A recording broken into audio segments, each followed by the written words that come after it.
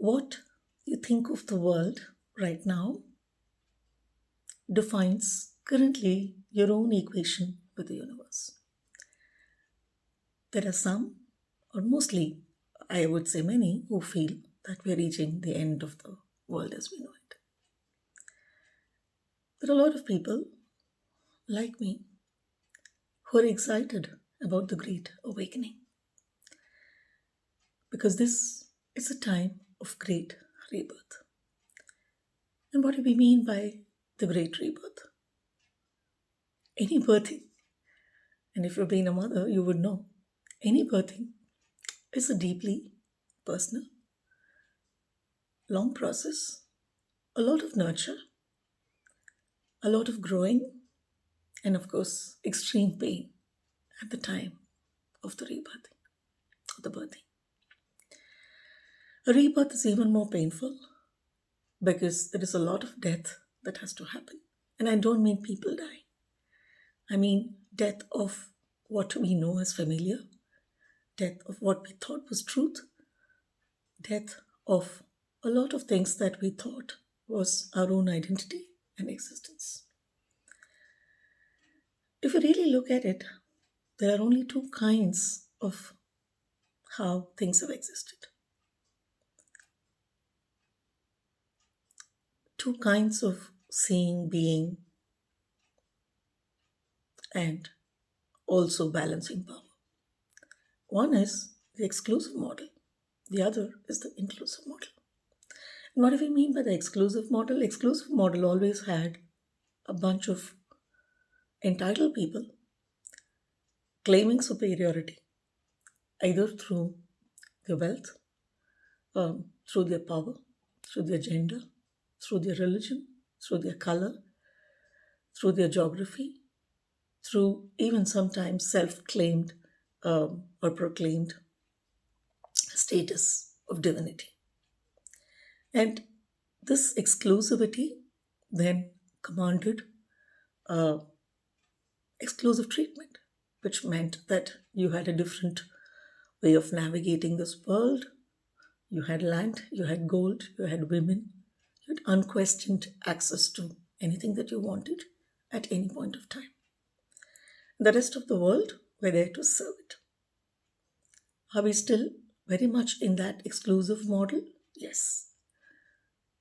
We are aware that more and more resources now are getting limited or owned by a very small bunch of people across the world, and the rest are now trying to figure the way out. The difference is this: the rest are not taking things lying down. And that is the big shift. That comes from the painful understanding that it is time for the world to be reborn in a very different way. People are taking back the power. For a short time, democracy felt across the world that it's capable of giving people a sense of equal rights, equal access, at least an equal permission to exist and thrive and grow and be successful. Democracy is a very complex model because it has to take everything in its stride. And hence the fight for democracy and the resistance to democracy across the world. But coming back to what we were talking about being exclusive and inclusive, the exclusive are trying to become more and more exclusive right now through their access to immense wealth, more than what the world has ever known. And wealth, not just in terms of conceptual wealth, but in terms of the actual physical resources of this planet. But equally so, the resistance is growing. More and more people are waking up to the fact that they have an equal right to the planet, that they don't really need rules to be laid down anymore. Women are waking up to being or refusing to be manipulated under the guise of religion. They're throwing aside the rules and regulations more and more as we talk. Is it going to be easy to go past this resistance? No, no. Always resistance is born out of defiance, of bloodshed, of pain. But what comes after the resistance evens out. It changes the entire story. And we are in the process of the greatest rebirth of this planet. And this rebirth is made possible because what we are getting out of is into an inclusive model. An inclusive model where every life is valid, boundaries are going to look stupid, and people who claim exclusivity but lacking the merit to claim it would actually be thrown out in every form. And resistance from the people now wanting to oust exclusivity are coming in different ways. If technology is going to be how the exclusive would claim their exclusivity, it's the very same technology that also made people wake up to the fact that they can also claim their own power. It is technology that gave people their voices, their courage, and the shared stories across the planet. It is technology that became a great leveler. And it is through technology that people would also more and more claim inclusivity. And equally so, and very interestingly, if technology is going to be used as a weapon by the people who want everything to still be exclusive, then people would start rejecting technology as a tool. They would use it as an enabler, but not allow it to be used as a tool to control them. Across the world today, there are small pockets, if you've been studying the dots of resistance that are springing up. People are learning to find a place for technology, but also starting to understand that it cannot override the reality of their lives. That it's not only about screens, it's not only about virtual, but that the real is beckoning and beckoning loud. There are more people going off the grid. There are a lot of people refusing to go into the capitalistic model that made them get into a repeat mode of almost becoming like a machine, a manipulated machine of sorts. There is this great fear of AI that's now being forced on the people. The thing is this: fear has its limits. You could keep threatening a child, you could be threatening a population for quite a long time, saying this would be the consequences, that you better toe the line. But there is a particular point that you reach where people really cannot be afraid anymore. There's a very beautiful saying in Tamil which translates into this, that once there is a flood, it really doesn't matter whether how much of water is there above your head. So there's a threshold that we reach beyond which fear is irrelevant. There is a threshold that you reach where the collective courage becomes much greater than the collective fear. That the collective power becomes more greater, not grateful, that comes later, greater than what the control of the limited exclusive can actually put out. We are at a time when the entire world is waking up. Women, for the first time in history, are coming together. Women are standing up for other women. Women are standing by other women. Women are standing up for children. This is the first time across history that animal rights, yes, we have ensured that we have lost almost many species because of our greed, because of our arrogance, because of our indifference. But equally so, this is the first time across recorded history that so many people are sensitive to how animals are treated. It might appear that people are very indifferent to so many of the revelations, like the Epstein files, and so many things similar that are coming out about how young children have been abused. You might think that there is not enough reaction, there is not enough disgust at what's coming out. There is reaction. There is a lot of rejection that is happening. And reaction is not always visible, it's not always visceral. People resist in very many ways. One of the most beautiful lessons that we can learn from, say, Gen Z is how they completely changed the game of capitalism. They didn't do it with just loud slogans, they didn't go out on the street protesting. They changed the game by refusing to accept hierarchy. They changed the game by claiming their own time post work. They claimed, or rather changed the game by claiming their own space and validity to exist, even if they lacked experience, even if they didn't lack, even if they lacked power. They took back their power by refusing to buy into the system. And that's pretty much what's going to happen. People are going to start resisting in very interesting ways. They're going to reject capitalism. They are going to resist and reject marketing, especially the superficial kind. It doesn't mean marketing as a concept would ever go. That's not possible. But there would be a demand for authenticity, for the real.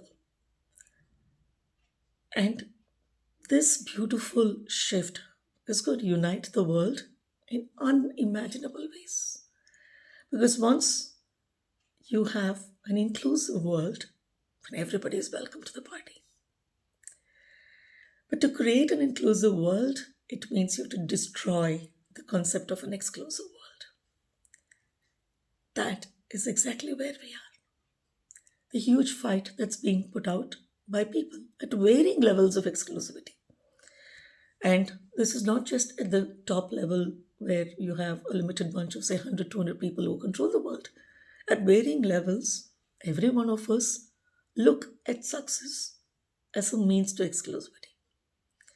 Now, this concept is going to get broken at all levels, where exclusivity is earned not as a privilege, but as a way that we treat ourselves and treat others.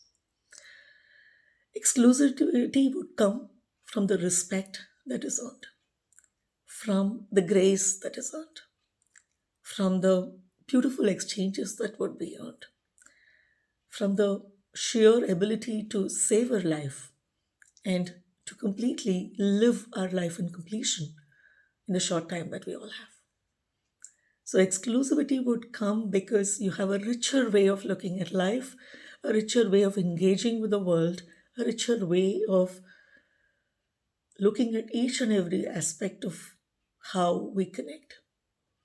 That ability to completely look at an enriched existence would mark a few people different from the others. But that is not an exclusivity that would be born out of ego or power play. That exclusivity would actually be something that shines the light brighter. It's like there would be a few people, and the numbers would grow, whose light would be brighter, whose spark, because they've walked the path, they've done the work, they have looked at the world long and hard, paid huge price through their personal lives to reach a state of balance, to reject most systems, not with cynicism, but with deep growth. And the light that shines from them would initially mark them as exclusive. But a light is meant to shine, and a light is basically lights up others in its path too. A light can only spread. So that exclusivity born out of this shift, out of people who have walked a little ahead into the shift, is a wonderful exclusivity because it's not an exclusivity that would claim anything other than to say, here I am leading the way, and follow because, look, the light is spreading. So we are in that big shift now at wonderful small levels. I think the whole world is waking up to this. There is a lot of panic among people who want to only keep things as exclusive. versus the people who are understanding that an inclusive world is the only world that is actually of any meaning and value. So we currently are in that process and battle. It is not even a battle because it's very clear that the shift is here to stay. The rebirthing is painful, but what's going to be born out of this is the most wonderful thing that you can ever imagine. We are all headed into an extremely beautiful world ahead. So stay calm through the churn. We are here, every one of us, with our bright light, having walked the path. And we are here to say, hold on, the good times ahead. And they're very, very close. Every one of us are part of this churn. The only question that you have to ask is, where do I belong? Which camp am I consciously or subconsciously currently feeding? Am I trying to protect the ones who want the world to be exclusive? Are there elements in me that wants to push a great degree of exclusivity? Do I believe that exclusivity gives me safety? Or do I have the courage to say, exclusivity is what brought us here to this level of chaos, injustice, power, greed? And for me, no longer would I look at exclusivity as a way of being successful, but that I would look at inclusivity as being successful. That the more inclusive that I feel, operate, think, and help to build, then I'm successful. An inclusive person is a successful person.